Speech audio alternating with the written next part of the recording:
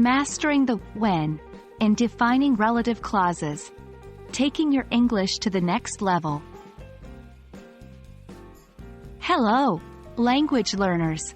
Welcome back to our English Mastery series.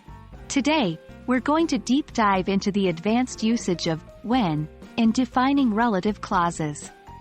This concept is crucial for becoming more fluent and sophisticated in your English communication, especially when talking about time. Let's get started.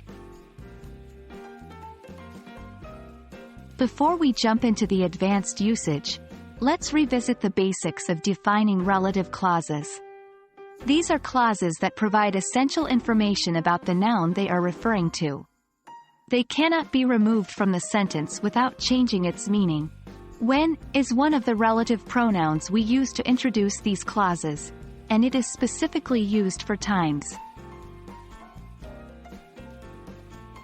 The word when is typically used to indicate a particular moment or period of time.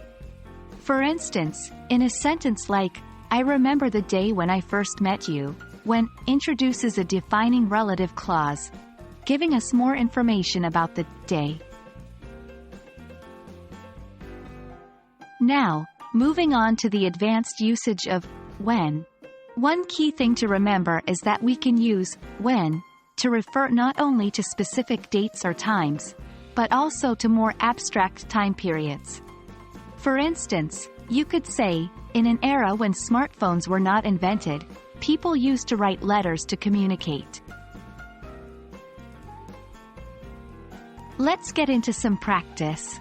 I'll provide a sentence, and your task is to fill in the blanks with appropriate content, making sure to use when in a defining relative clause. Example 1. Blank was a time when blank. Example 2. Do you remember the summer when blank? Take your time with these exercises.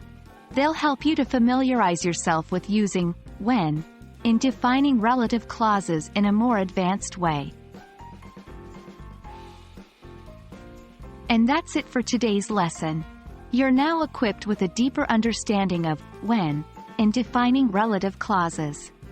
Keep practicing, and soon it'll become second nature. Thanks for tuning in, and we'll see you in our next lesson. Happy learning!